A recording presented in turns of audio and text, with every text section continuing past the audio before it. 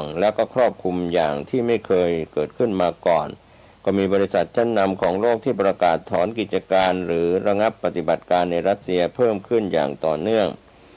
รัสเซียเองก็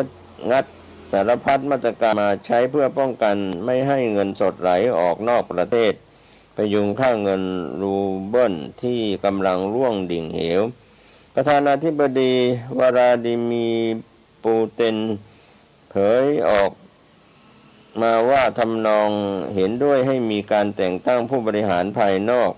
เข้ามาคุมบริษัทต่างชาติในรัสเซียเพื่อส่งต่อบริษัทเหล่านี้ไปยังคนที่ต้องการจะทำให้มันก้าวเดินต่อไปได้แต่ไม่ถึงใช้คำว่าโอนมาเป็นของรัฐวันศุกร์ที่ผ่านมา11 มีนาคมสำนักงานอัยการรัสเซียได้มีคำสั่งควบคุมเข้มงวดต่อบริษัทต่างชาติที่ประกาศหยุดกิจการในรัสเซียโดยเตือนว่าผู้ประกอบการเหล่านี้จะต้องถูกตรวจสอบเข้มข้นยิ่งกว่าเดิมมีการละเมิดกฎหมายแรงงานหรือไม่ก็เป็นที่มาจากข่าว AFP ข่าวจากต่างประเทศครับก็เป็นเรื่องราวที่ทางทีมข่าวได้รายงานข่าวนี้กันเข้ามาข่าวต่างประเทศอีกข่าวหนึ่งที่น่าสนใจที่ทางผู้จัดการออนไลน์ได้รายงานข่าวจากต่างประเทศว่าจีนนายสื่อสหรัฐปั่นไม่หยุดอ้างรัสเซียร้องขอปักกิ่งส่งอาวุธช่วยรุกรานยูเครนโฆษกสถานทูตจีนประจำวอชิงตันตอบกลับวันอาทิตย์13 มีนาคมที่ผ่านมาว่าผมไม่เคยได้ยินมาก่อนหลังสื่อมวลชนสหรัฐรายงานว่ารัสเซียร้องขอยุทโธปกรณ์ทางทหารจากปักกิ่งนับตั้งแต่เปิดฉากรุกรานยูเครนช่วงปลายเดือนกุมภาพันธ์หลิวเผิงหยูโฆษกสถานทูตจีนระบุว่าจีนให้ความสำคัญลำดับต้นๆไปที่การป้องกันไม่ให้สถานความตึงเครียดยูเครนหลุดจากการควบคุมสถานการณ์ในยูเครนน่าอึดอัดใจอย่างแท้จริงเขากล่าวในอีเมลตอบคำถามจากรอยเตอร์ลำดับความสำคัญสูงสุดในตอนนี้ก็คือปกป้องสถานการณ์ที่เคร่งเครียดไม่ให้ลุกรามบานปลายกระทั่งหลุดจากการควบคุมก่อนหน้านี้หนังสือพิมพ์ไฟแนนเชียนไทม์และวอชิงตันโพสต์รายงานอ้างว่าเจ้าหน้าที่สหรัฐระบุว่ารัสเซียได้ร้องขอยุทโธปกรณ์ทางทหารจากจีนนับตั้งแต่เริ่มปฏิบัติการยูเครนในวันที่ 24 กุมภาพันธ์ในสิ่งที่มอสโกเรียกว่าเป็นปฏิบัติการพิเศษด้านการทหารรายงานข่าวของสื่อมวลชนสหรัฐมีขึ้นในขณะที่ซุนลิแวนที่ปรึกษาด้านความมั่นคงแห่งชาติสหรัฐจะบินไปยังกรุงโรมอิตาลีในวันจันทร์ที่ 14 มีนาคมเพื่อพบปะหยางเจียฉีผู้แทนทูตระดับสูงของจีนจากการเปิดเผยของทำเนียบขาวรัสเซียและจีนยกระดับความร่วมมือกันมานานเนื่องด้วยพวกเขาต่างอยู่ภายใต้แรงกดดันอย่างหนักหน่วงจากชาติตะวันตกในประเด็นมนุษยชนและประเด็นอื่นๆจีนไม่ได้ประณามการโจมตีของรัสเซียและไม่ได้เรียกมันว่าเป็นการรุกรานแต่เรียกร้องให้หาทางออกผ่านการเจรจาสภาความมั่นคงแห่งชาติสหรัฐปฏิเสธแสดงความคิดเห็นต่อรายงานข่าวดังกล่าวของไฟแนนเชียนไทม์และวอชิงตันโพสต์ยังรายงานว่าเจ้าหน้าที่สหรัฐรายงานข่าวดังกล่าวซึ่งไม่ประสงค์เอ่ยนามไม่ได้ระบุถึงชนิดของอาวุธที่ทางรัสเซียร้องขอไปยังจีนและไม่ได้บอกว่ากิ่งตอบสนองต่อคำร้องขอดังกล่าวก็เป็นที่มาจากข่าวต่างประเทศรอยเตอร์นะครับก็เป็นข่าวที่ท่านรับฟังข่าวคืบหน้าเรื่องนี้ก็ใช้วิจารณญาณในการรับข้อมูลข่าวภายในประเทศจากโพสต์ทูเดย์ออนไลน์รายงานภูเก็ตอดครวญหนักท่องเที่ยวยูเครนรัสเซียลดหวบจนแทบไม่มีอะไรเหลือ14 มีนาคมก็เป็นข้อมูลรายงานจากนางสาวนันทาสิริผู้อำนวยการท่องเที่ยวแห่งประเทศไทยทททสำนักงานภูเก็ตชี้แจงกับโพสต์ทูเดย์ว่า จากการที่นักท่องเที่ยวชาวรัสเซียและยูเครนในจังหวัดภูเก็ตได้รับผลกระทบไม่สามารถเดินทางกลับประเทศได้หรือได้รับผลกระทบด้านอื่นๆจากสถานการณ์ความขัดแย้งระหว่างรัสเซียและยูเครนการท่องเที่ยวแห่งประเทศไทยสำนักงานภูเก็ตร่วมกับหน่วยงานที่เกี่ยวข้องก็เปิดหมายเลข call center 0939372086 0948191124ตั้งแต่วันที่9มีนาคมถึง22มีนาคม2565ระหว่างเวลา 8:30 นถึง 19:00 นโดยจัดให้มีมัคคุเทศก์ภาษารัสเซียรับโทรศัพท์ทั้งนี้พบว่ามีนักท่องเที่ยวติดต่อเข้ามาจำนวนกว่า15คนโทรมาขอข้อมูลคำปรึกษาต่างๆในเรื่องสายการบินบัตรเครดิตและวีซ่าส่วนใหญ่ไม่มีปัญหาบางรายได้ประสานสถานทูตรัสเซียรอทางสถานทูตรัสเซียติดต่อกลับโดยจะมีเที่ยวบินมารับนักท่องเที่ยวเพื่อเดินทางกลับและนักท่องเที่ยวมีการถือเงินสดยังไม่มีปัญหาเรื่องการใช้จ่ายทางททท.ภูเก็ตก็รับเรื่องและอำนวยความสะดวกให้กับนักท่องเที่ยวจะรวบรวมข้อมูลที่รับเรื่องทั้งหมดเสนอการท่องเที่ยวแห่งประเทศไทยส่วนกลางพิจารณาดำเนินการช่วยเหลือต่อไปนะครับอันนี้ก็เป็นเรื่องของนักท่องเที่ยวในพื้นที่ภูเก็ตก็เป็นบรรยากาศในภาพรวมทั่วไปช่วงนี้ตามสถานที่ท่องเที่ยวชายหาดต่างๆในจังหวัดภูเก็ตนั้นผู้ประกอบการชายหาดก็ชี้แจงกับทีมข่าวตอนหนึ่งว่าตั้งแต่เกิดสงครามรัสเซียยูเครนก็ทำให้นักท่องเที่ยวรัสเซียและยูเครนที่เคยมาทำกิจกรรมและพักผ่อนบนชายหาดมีจำนวนลดลงมากก่อนหน้านี้เคยมีการพักผ่อนบนชายหาดจำนวน 70-80%ลดลงเหลือ 5% และลดลงไปเรื่อยๆจนไม่มีแล้วมีเพียงนักท่องเที่ยวจากชาติอื่นๆเช่นเยอรมนีอิตาลีเดนมาร์กสวีเดนเหล่านี้เป็นต้นนะครับก็เป็นเรื่องราวข่าวที่เกิดขึ้นข่าวต่อเนื่องในเรื่องของภูเก็ตก็ทางผู้การตำรวจภูเก็ตสั่งเร่งกวาดล้างมาเฟียแท็กซี่ป้ายดำเจ็ตสกีขูดรีดนักท่องเที่ยวก็เป็นเรื่องราวข่าวที่เกิดขึ้นที่ทางจังหวัดภูเก็ตรายงานข่าวกันเข้ามา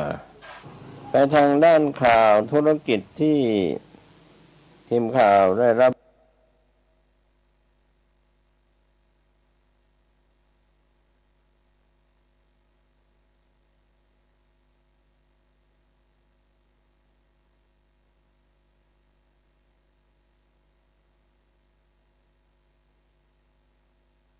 ท็อปจิรายุทธร่วมแสดงวิสัยทัศน์ถึงโอกาสของประเทศไทยในยุค 3.0 ก็เป็นส่วนที่ทางโทรคมนาคมแห่งชาติได้รายงานเรื่องนี้กันเข้ามาโดยการเสวนาเรื่องการขับเคลื่อนเศรษฐกิจด้วยเทคโนโลยีดิจิทัลเพื่อส่งเสริมการท่องเที่ยวและภาคสุขภาพของภูเก็ตให้อยู่ในมิติของโลกเสมือนจริงโทรคมนาคมแห่งชาติหน่วยงานหลักของรัฐที่มีบทบาทหน้าที่ในการขับเคลื่อนประเทศโดยใช้เทคโนโลยีดิจิทัลจึงได้ร่วมกับจังหวัดภูเก็ตภาคธุรกิจและภาคประชาชนจัดงานเสวนาเพื่อผลักดันเป็นเมืองต้นแบบในการพัฒนาดังกล่าวก็เป็นการสร้างระบบเศรษฐกิจและจะเป็นครั้งแรกที่มีการพัฒนาทั้งในเรื่องราวที่เป็นไปพร้อมๆกันในทุกมิติเพื่อให้ระบบการท่องเที่ยวมีความสะดวกปลอดภัยประกอบกับการนำเรื่องของดิจิตอลมาใช้ดูแลด้านสุขภาพและสุขภาวะของประชาชนและนักท่องเที่ยวเพื่อต่อยอดอุตสาหกรรมด้านสุขภาพในการเสวนาครั้งนี้ถือว่าเป็นจุดเริ่มต้นและนำไปสู่การพัฒนาอย่างรวดเร็วยั่งยืนบนความร่วมมือของทุกภาคส่วนเนื่องจากโครงการดังกล่าวเป็นการขับเคลื่อนครั้งสำคัญในระดับประเทศมีหลายหน่วยงานหลายส่วนงานที่มีส่วนเกี่ยวข้องโดยเฉพาะกระทรวงการท่องเที่ยวและกีฬา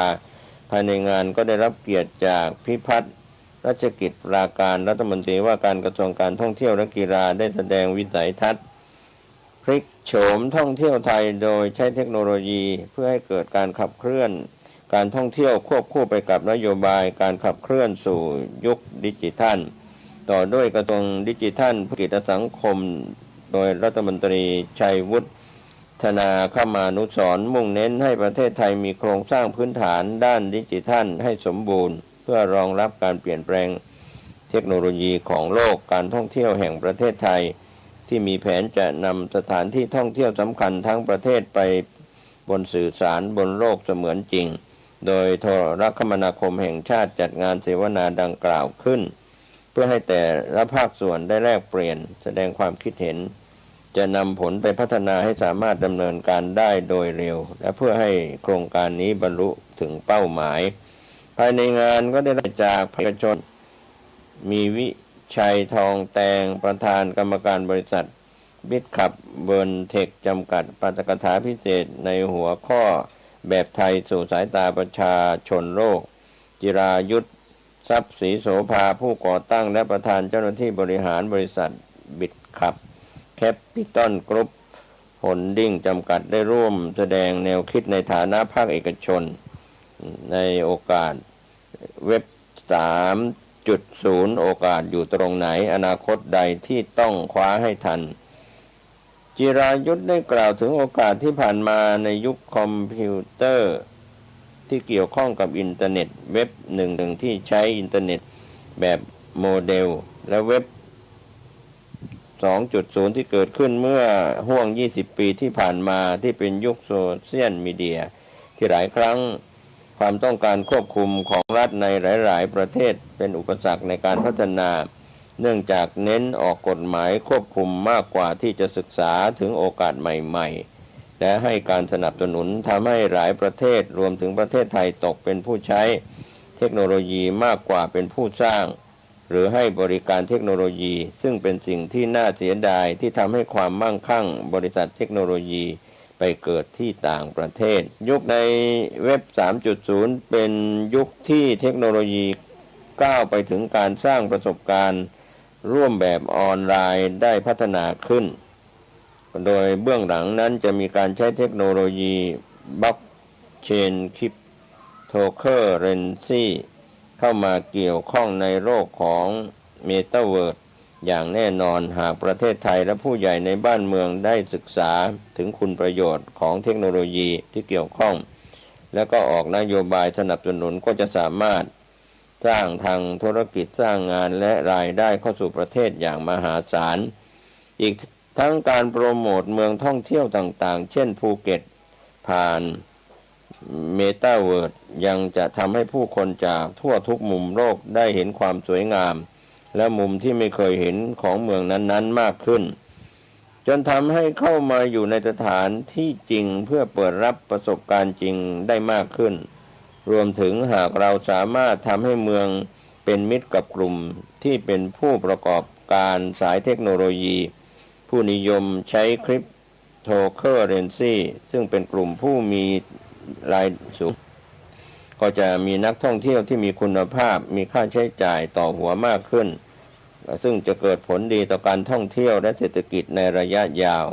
ก็รวมถึงการสร้างงานสร้างอาชีพใหม่ๆที่เกี่ยวข้องอีกด้วยนับเป็นการขานรับการสร้างเมืองภูเก็ตเมตาเวิร์สในส่วนของภาคเอกชนที่จะเข้ามามีบทบาทโดยทำงานร่วมกันสร้างหลักสูตรในรูปแบบที่ทำให้ตอบโจทย์โลกยุคดิจิทัลที่จะมีการเปลี่ยนแปลงอย่างรวดเร็วนอกจากนี้ภายในงานก็มีการเสวนาออกเป็นภาคแรกในหัวการส่งเสริมการท่องเที่ยวและเวนเน็ตด้วยเทคโนโลยีดิจิทัลภาค2หัวข้อการเปลี่ยนการท่องเที่ยวภูเก็ตด้วยประโยชน์ของเทคโนโลยีครับก็เป็นเรื่องราวในส่วนที่เกี่ยวข้องกับเรื่องราวที่สำคัญที่ส่งเสริมการท่องเที่ยวโดยกรุงเทพธุรกิจออนไลน์ได้รายงานข่าวถึงท็อปจิรายุทธ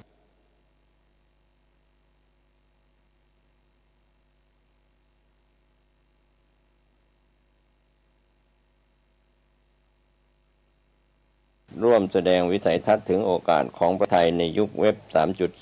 3.0 ที่เกี่ยวข้องกับงานของภูเก็ตด้านเทคโนโลยี โดยการจัดงานจากโทรคมนาคมแห่งชาตินะครับก็ข่าวคืบหน้าจะได้รายงานข่าวนี้เพิ่มเติมเข้ามาไปทางข่าวสุดท้ายที่เป็นข่าวจริงที่ทางทีมข่าวได้รับรายงานกันเข้ามาจากผู้จัดการออนไลน์ว่าข่าวจริงสปสช.แจ้งผู้ป่วยติดเชื้อโควิดกลุ่มสีเขียวในพื้นที่กรุงเทพมหานครรับฟ้าทลายโจรฟรีที่ศูนย์บริการสาธารณสุข 69 แห่งสปสช.แจ้งว่าสำหรับผู้ป่วยติดเชื้อโควิด -19 กลุ่มสีเขียวซึ่งเป็นกลุ่มที่ไม่มีอาการหรือมีอาการไม่รุนแรงในพื้นที่กรุงเทพมหานครหากต้องการรับยาฟ้าทลายโจรเพื่อใช้บรรเทาอาการไข้ไอเจ็บคอสามารถติดต่อขอรับได้ที่อาสาสมัครสาธารณสุขสสในพื้นที่ 69 ชุมชนของกรุงเทพมหานครได้ตั้งแต่วันที่ 9 มีนาคม 2565 เป็นต้นไป 14 มีนาคมที่ผ่านมาศูนย์ต่อต้านข่าวปลอมประเทศไทยได้ชี้แจงว่าตามที่มีการนำเสนอข่าวประเด็นเรื่องสปสช.แจ้งผู้ป่วยติดเชื้อโควิดกลุ่มสีเขียวในพื้นที่กรุงเทพมหานครรับฟ้าทลายโจรฟรีที่ศูนย์บริการสาธารณสุข 69 แห่งทางศูนย์ต้านข่าวปลอมได้ดำเนินการตรวจสอบข้อเท็จจริงโดยสำนักงานหลักประกันสุขภาพแห่งชาติกระทรวงสาธารณสุขก็พบว่าประเด็นดังกล่าวนั้นเป็นข้อมูลจริงสปสช.ก็แจ้งว่าสำหรับผู้ติดเชื้อโควิด -19 กลุ่มสีเขียวเป็นกลุ่มที่ไม่มีอาการหรือมีอาการไม่รุนแรงในพื้นที่กรุงเทพมหานครหากต้องการรับยาฟ้าทลายโจรเพื่อใช้บรรเทาอาการไข้ไอเจ็บคอก็สามารถติดต่อขอรับได้ที่อาสาสมัครสาธารณสุขสสในพื้นที่ 69 ชุมชนของกรุงเทพมหานครได้ตั้งแต่วันที่ 9 มีนาคม 2565 เป็นต้นไปก็แบ่งรับประทานครั้งละ 3 แคปซูลวันละ 3 ครั้งติดต่อกัน 5 วันไม่ใช้ยาฟ้าทลายโจรร่วมกับยาฟาวิพิราเวียเนื่องจากอาจมีผลข้างเคียงจากยาได้ทั้งนี้ประชาชนสามารถติดตามข่าวสารจากสำนักงานหลักประกันสุขภาพแห่งชาติเพิ่มเติมได้ที่เว็บไซต์ www.nsogo.th หรือที่โทรสายด่วน1330ได้ตลอด24ชั่วโมงก็เป็นหน่วยงานที่ตรวจสอบสำนักงานหลักประกันสุขภาพแห่งชาติก็ขอบคุณทีมข่าวในการรายงานข่าวเพิ่มเติมเรื่องนี้กันเข้ามาถึงเรื่องข่าวจริงข่าวเท็จจากผู้จัดการออนไลน์ข่าวชาวบ้านหมดเวลาลงผมเกษตรเพชรสำริดบรรณาธิการข่าวก้าวนิวก็ขอบคุณพี่น้องสื่อมวลชนทุกแขนงสาขาจากส่วนกลางและก็ส่วนภูมิภาคทั้งข่าวภายในประเทศและข่าวจากต่างประเทศที่รายงานข่าวประจำวันท่านที่อ่านหนังสือพิมพ์ออนไลน์คลิกเข้าไปที่เว็บไซต์ www.9hnanews.com ก็ลิงก์หนังสือพิมพ์ออนไลน์ที่ได้รับอนุญาตเข้ามาก็เป็นส่วนที่ผ่านการตรวจสอบจากแหล่งข่าวแหล่งงานเป็นที่เชื่อถือได้ท่านก็ใช้วิจารณญาณเป็นส่วนตัวของท่านในการรับข้อมูลข่าวสารประจำวันอยู่แล้วในช่องทางปกติและทางโลกออนไลน์ตัวเส้นมีเดียทั้งหลายขอให้ท่านได้ดูแลสุขภาพของตัวท่านเองติดตามการพยากรณ์อากาศจากกรมอุตุนิยมวิทยาอากาศร้อนอากาศมีฝนตกอย่างไรกรมอุตุนิยมวิทยาอากาศเปลี่ยนแปลงอย่างไรท่านก็จะได้รับทราบดูแลสุขภาพตัวท่านเองคนในครอบครัวและหน่วยงานของท่านสุขกายสุขใจสวัสดีครับข่าวสารเพื่อการประชาสัมพันธ์ขอเชิญร่วมทำบุญปล่อยหลวงพระธาตุเจ้าศรีสองเมืองพระธาตุเจ้าดอยตุงถึงพระธาตุเจ้าดอยสุเทพจำลองยกยอดฉัตรสมโภชพระธาตุเจ้าศรีสองเมืองถวายศาลาพระเจ้าศรีสองเมืองและเสนาสนะสืบสารแนวคิดครูบาอาจารย์โดยพระเดชพระคุณพระธรปริยัติวิกรมทรัพย์นรินโทอดีตเจ้าคณะอำเภอเวียงป่าเป้าและพระเทพวิสุทธิคุณกุศลขันธวโรอดีตเจ้าคณะจังหวัดเชียงใหม่ณม่อนพระเจ้าศรีสองเมืองดอยนางแก้วเขตติดต่อจังหวัดเชียงรายถึงจังหวัดเชียงใหม่ จัดงานระหว่าง 18 ถึง 20 มีนาคม พุทธศักราช 2565 โดยวันอาทิตย์ที่ 13 มีนาคม 2565 เวลา 8 นาฬิกาตาลตุง 2 จังหวัดปักตุงปักต้อตั้งเจตนางานบุญตลอดทั้งวัน วันศุกร์ที่ 18 มีนาคม พุทธศักราช 2565 18 นาฬิกาเป็นต้นไปตลอดคืนถึงอรุณรุ่งอีกวันพิธีพุทธาภิเษกเหรียญพระเจ้าศรีสองเมืองและเหรียญแม่นางแก้วโดยมีพระเถราจารย์10 รูปนั่งปกอธิษฐานจิตพระสงฆ์20 รูปสวดมนต์ตันพิธีสวดเบิกล้านนาพิธีกวนเข้าทิพย์2 ตำรา2 หม้อ2 จังหวัดพระสงฆ์20 รูปสวดไขตาพระเจ้าศรีสองเมืองวันเสาร์ที่ 19 มีนาคม 2565 8 นาฬิกาเปิดโอกาสให้ประชาชนบูชาผ้าแพรบูชาเหรียญพระเจ้าศรีสองเมือง 14 นาฬิกา 39 นาทีพระสงฆ์19 รูปเจริญชัยมงคลคาถาพระเถราจารย์5 รูปอธิษฐานจิตพิธียกยอดฉัตรพระธาตุเจ้าศรีสองเมืองพระธาตุเจ้าดอยตุงพระธาตุเจ้าดอยสุเทพจำลองเสร็จแล้วพิธีถวายพระธาตุเจ้าศรีสองเมืองและสิ่งก่อสร้างไว้ในพระพุทธศาสนาเวลา 18 นาฬิกา 19 นาทีพระสงฆ์20 รูปเจริญพระพุทธมนต์สมโภชพระธาตุเจ้าศรีสองเมืองวันอาทิตย์ที่ 20 มีนาคม 2565 8 นาฬิกาเป็นต้นไปอาราธนาหัววัด 250 วัดในจังหวัดเชียงรายจังหวัดเชียงใหม่และใกล้เคียงร่วมทำบุญพร้อมทั้งขบวนแห่พระห่มพระธาตุเจ้าศรีสองเมืองของ2 จังหวัดในงานนี้มีการแสดงซอเล่าขานตำนานดอยนางแก้วประวัติการสร้างม่อนพระเจ้าศรีสองเมืองยกยอครูบาอาจารย์ในอดีตร่วมคิดร่วมจวบจนถึงปัจจุบันจากศิลปินล้านนามากมายกิจกรรมการแสดงทางด้านวัฒนธรรมล้านนาสมโภชตลอดทั้งวันขอเชิญชวนศรัทธาพ่อแม่พี่น้องศรัทธาประชาชนพี่น้องชาวพุทธทุกท่านได้ร่วมพิธีดังกล่าวเป็นการบันทึกไว้ครั้งประวัติศาสตร์เป็นตำนานสืบสารเจตนาครูบาอาจารย์สืบไปขออนุโมทนาขอทุกท่านจงเจริญด้วยจตุรพิธพรชัยทั้ง4ทุกประการท่านที่จะร่วมทำบุญผ่านทางธกส.เลขที่บัญชี 020-057-195524 ติดต่อสอบถามรายละเอียดและร่วมทำบุญได้ที่พระครูอภิวัตวิกรมบรรยงอภิวัฒโนหมายเลขโทรศัพท์ 0817964608 ได้ทุกวันก็เป็นงานบุญงานกุศลทำบุญปล่อยหลวงพระธาตุเจ้าศรีสองเมืองพระธาตุเจ้าดอยตุงพระธาตุเจ้าดอยสุเทพจำลองยกยอดฉัตรสมโภชพระธาตุเจ้าศรีสองเมืองถวายสาราพระเจ้าศรีสองเมืองและเสนาสนะรวมไปถึงสืบสารแนวคิดของครูบาอาจารย์มีพระสุนทรปริยัติวิกรมทรัพย์นรินทร์โทอดีตเจ้าคณะอำเภอเวียงป่าเป้าพระเทพวิสุทธิคุณกุศลขันธวโรอดีตเจ้าคณะจังหวัดเชียงใหม่ร่วมงานรำลึกณม่อนพระเจ้าศรีสองเมืองดอยนางแก้วเขตติดต่อระหว่างจังหวัดเชียงรายถึงจังหวัดเชียงใหม่จัดงานระหว่าง 18 ถึง 20 มีนาคม 2565 ท่านได้ร่วมบุญได้ร่วมสร้างบุญบารมีครั้งยิ่งใหญ่เป็นประวัติศาสตร์ที่มีต่อไปในอนาคตของพระธาตุเจ้าศรีสองเมืองในวันนี้รายการปกิณกะแห่งธรรมะนะ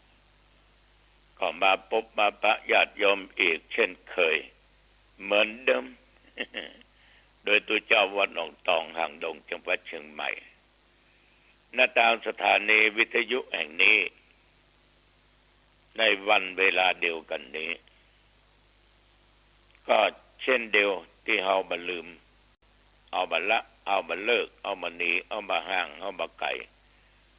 คือไหว้พระสวดมนต์นะเอามาไหว้พระสวดมนต์ว่าพร้อมๆกันไปณบัดนี้อะระหังสั มพุทโธภควาพุทธังภวันตังอภิวาเทมิ สวากาโตภควตาธัมโมธัมมังนัมสามิสุปฏิปันโนภควโตสาวกสังโฆสังฆังนัมมามิต่อไปกล่าวคำนมัสการนะโมตัสสะภะคะวะโตอะระหะโตสัมมาสัมพุทธัสสะนะโมตัสสะภะคะวะโตอะระหะโตสัมมาสัมพุทธัสสะนะโมตัสสะภะคะวะโตอะระหะโตสัมมาสัมพุทธัสสะพุทธังสารนังคัจฉามิธัมมังสารนังคัจฉามิสังฆังสารนังคัจฉามิตุติยัมปิพุทธังสารนังคัจฉามิตุติยัมปิธัมมังสารนังคัจฉามิตุติยัมปิสังฆังสารนังคัจฉามิต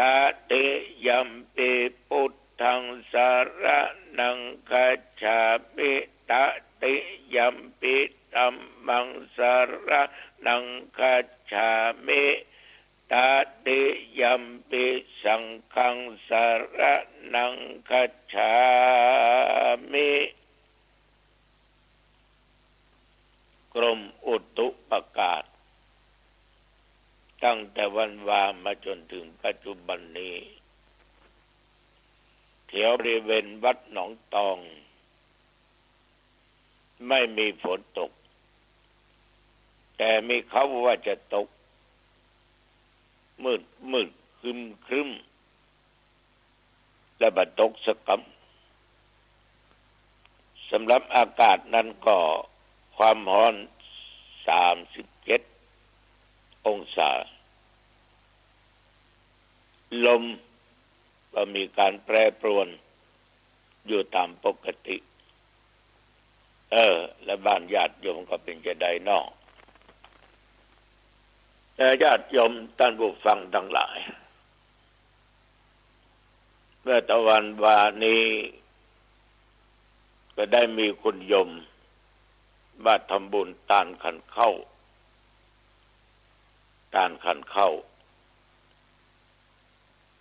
ไปให้ลูกที่ได้ถึงแก่กรรมไปเป็นลูกน้อยอายุประมาณ2 เดือนกว่าทีนี้โยมที่ทานนั่นน่ะเป็นคนไทยเราแต่ไปอยู่ประเทศ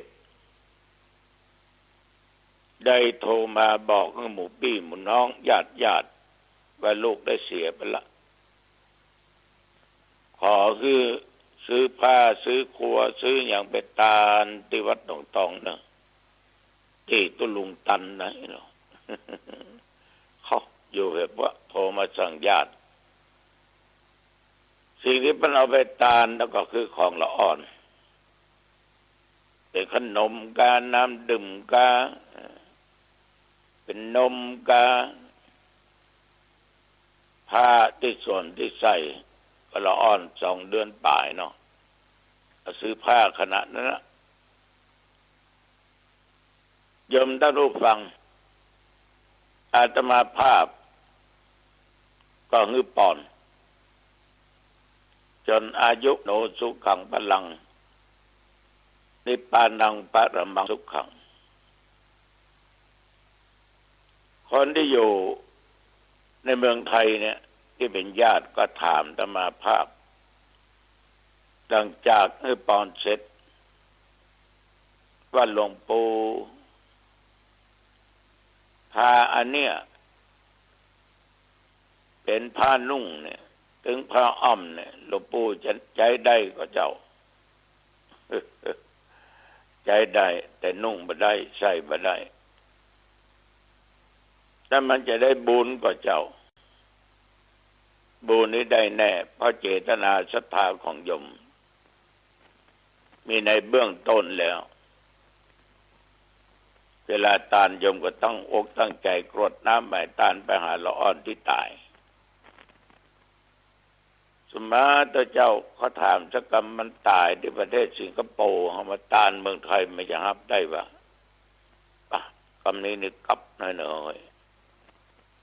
ๆก็เลยตอบไปว่าได้คงไม่มีปัญหาพอทหารเนาะ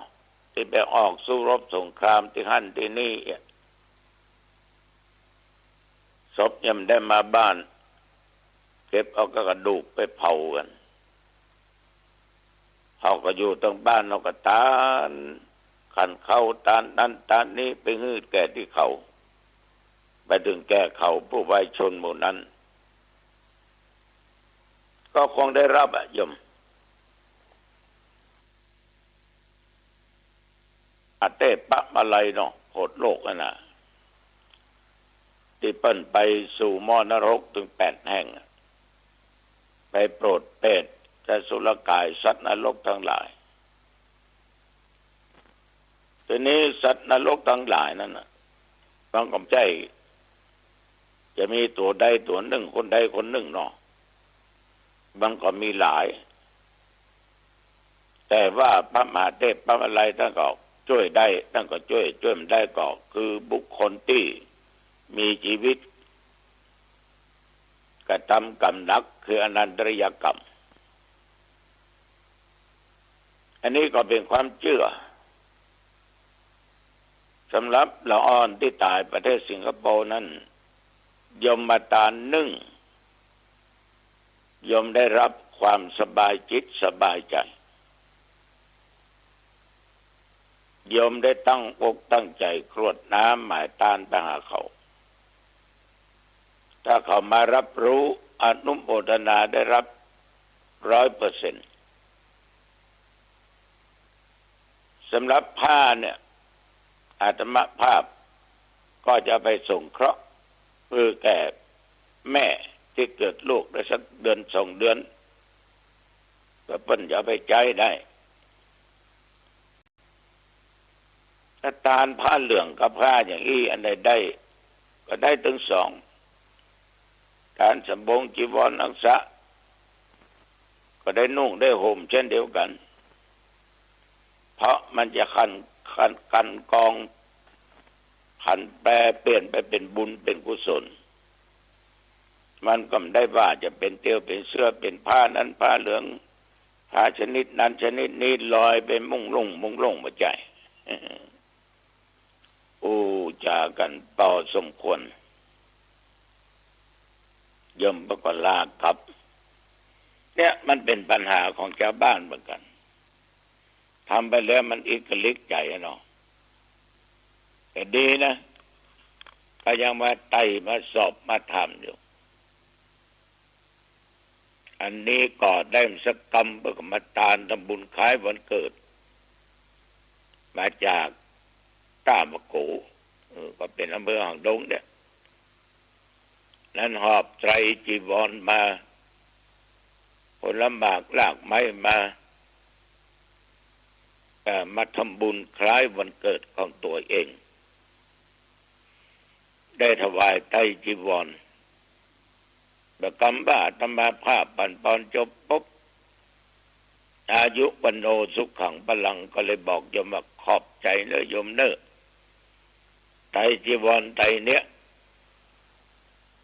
แมลงในตัวลุงจะนุ่งฉลองศรัทธาดีอกดีใจกว่าเจ้าภาพมันแสดงออกมาซึ่งความดีใจ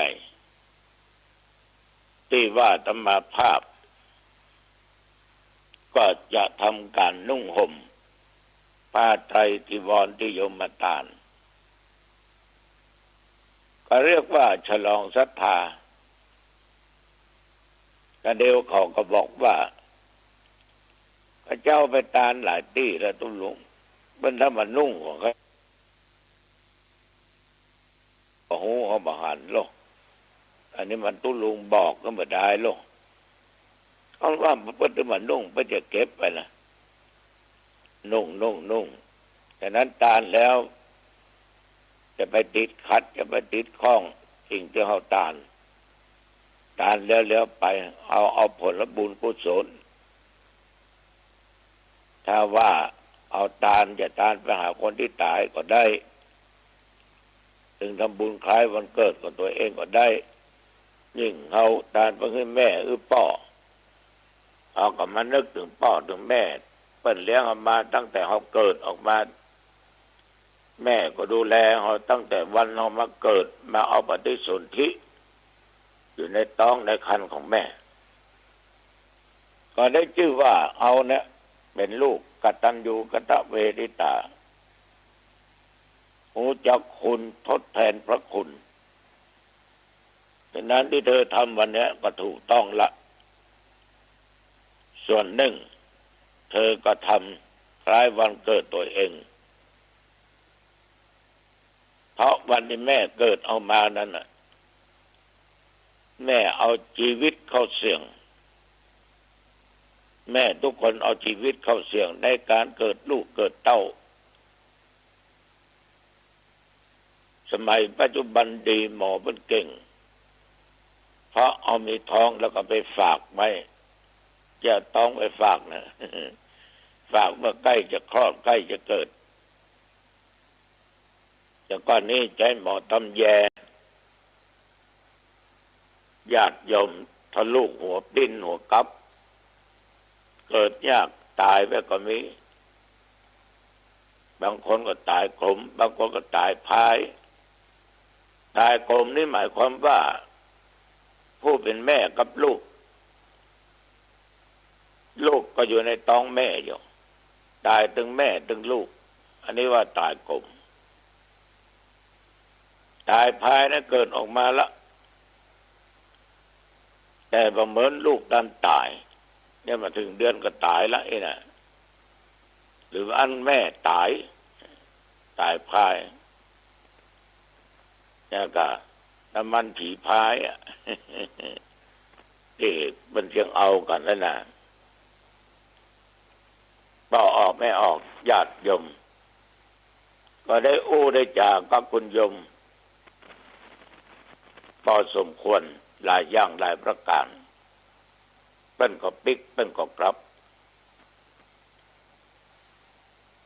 เดี๋ยวก็มีญาติโยมที่เคยมาทำบุญที่วัดเหมือนละได้เป็นปี2 ปีละแล้วเป็นกลับมาแม่ลูกก็เปิ้นถามถึงการก่อสร้างว่าตุลุงสร้างที่ศึกษาธรรมปฏิบัติธรรมไปถึงไหนก็เลยบอกรายละเอียดคุณโยมเปิ้นก็ออกไปดูด้วยตาของเปิ้นไปดูเรียบร้อยหลังจากเมื่อตานเหตุใดธรรมาภาพศาลาที่แปลงกุฏิน่ะเล่าให้ฟัง อันเนี้ยดีที่สุดได้ยิน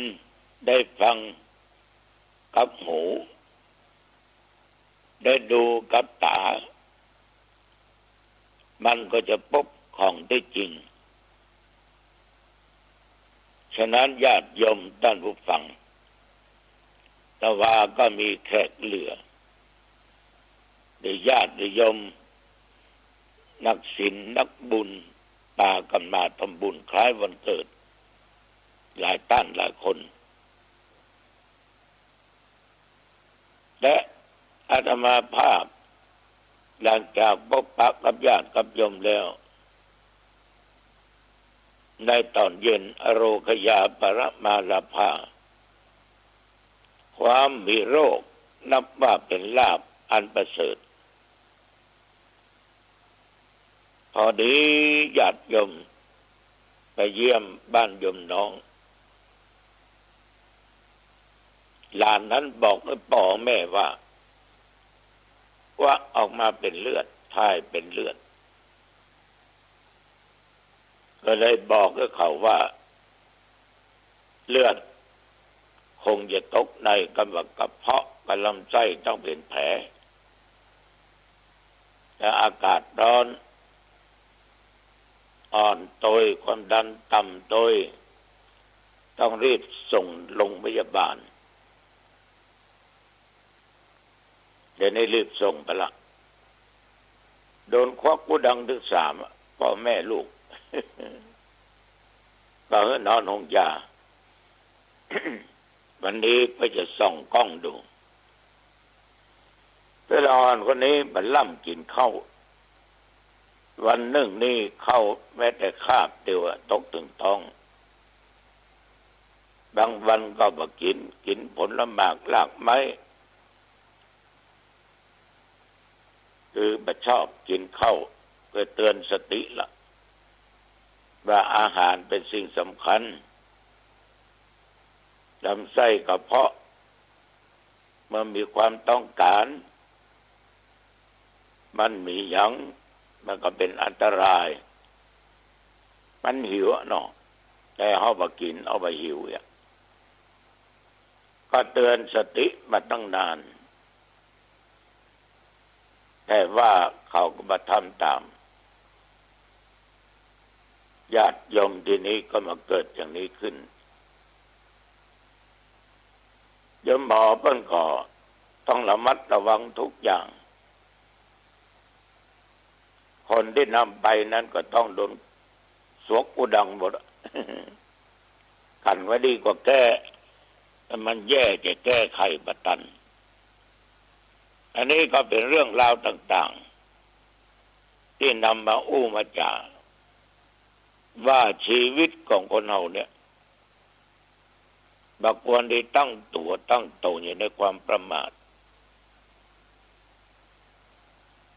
นอกจากตัวเฮานั่นน่ะรักษาตัวเฮามีสติสัมปชัญญะอยู่ตลอดเวลาดีที่สุด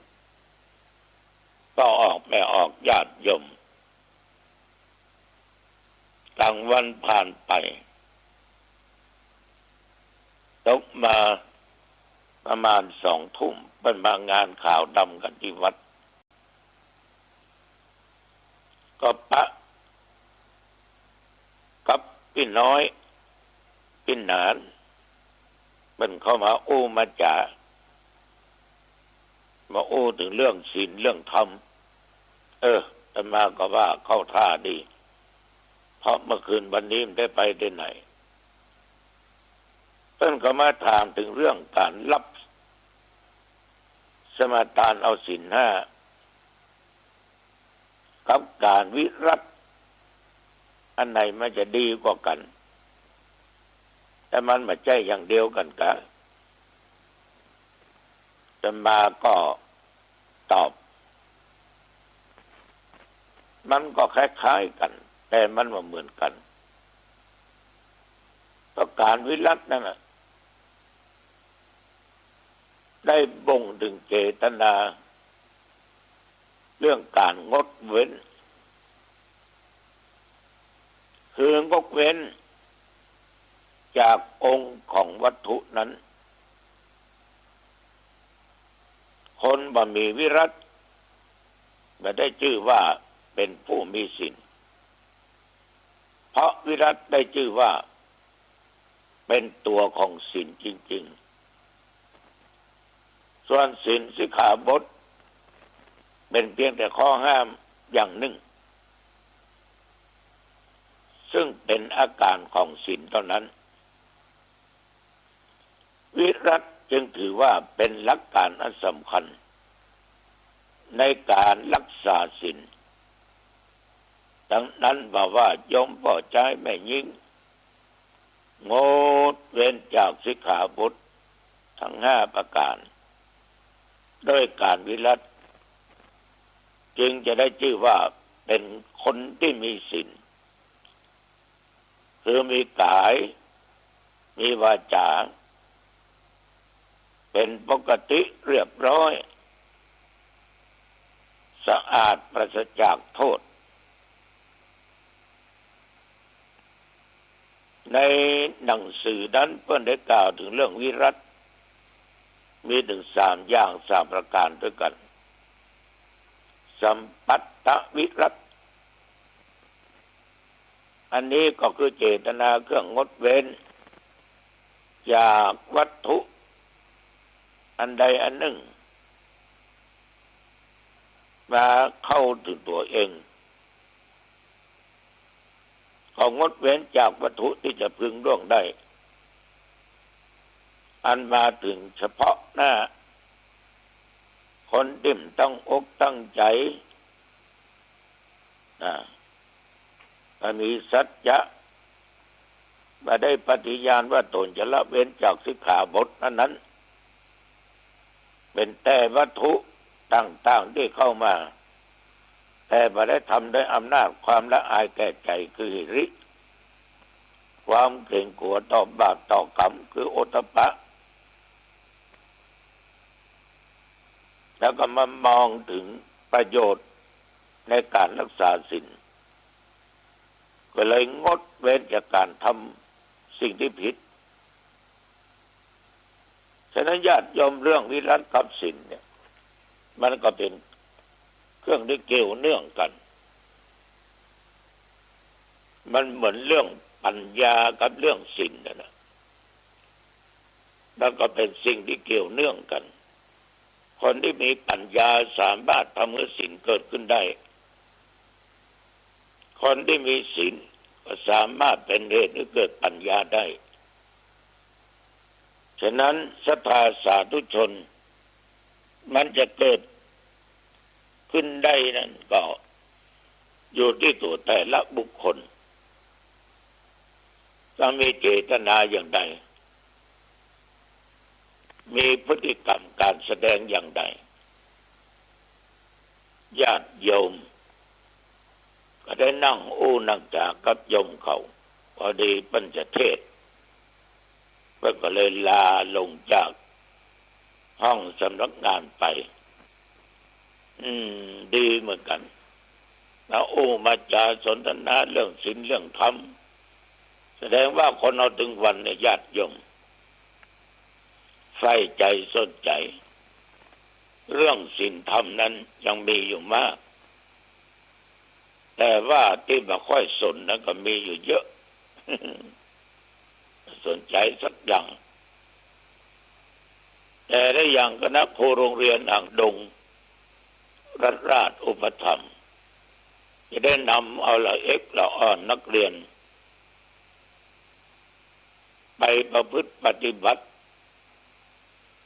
ไปพัฒนาแต่ละวัดในอำเภอหางดงโดยจะเริ่มกันตั้งแต่วันที่15 16ที่วัดหนองตองจะเป็นวันที่18ตอนที่ไปนั้นคณะครูก็คัดกรองเรียบร้อยอย่างวัดก็จะไป17 ตน15 ตนเช้านี่ไม่ค่อยมีก็ตั้งเจ้าอาวาสนำไว้พระสวดมนต์เดี๋ยวก็เจริญสมาธิภาวนาต่อจากนั้นฟังโอวาทเดี๋ยวก็พัฒนาวัดปัดกวาดเปลววัดเปลวอันเปลวนี้ก็นับว่าเป็นสิ่งดีอย่างน้อยก็ปลูกฝังแก่เยาวชนได้ทำสิ่งที่ดีๆต้องขอขอบใจต่อทางคณะครูอาจารย์โรงเรียนหนองดงรัฐราชอุปถัมภ์มีผู้อำนวยการอาจารย์มุกนักขอบใจนักอันนี้ถ้าถึงวันวุ่นมาก็จะมานำจากับญาติกับโยมอีกครั้งวันนี้จาไปมาเป็นเวลาพอสมควรอายุวันโนสุขังพลังพบกันใหม่โอกาสหน้าเจริญพรวันนี้จะพูดถึงเรื่องกรรม คำว่ากรรมก็เกิดจากการกระทำของเราเองกรรมมีอยู่2 กรรมความชั่ว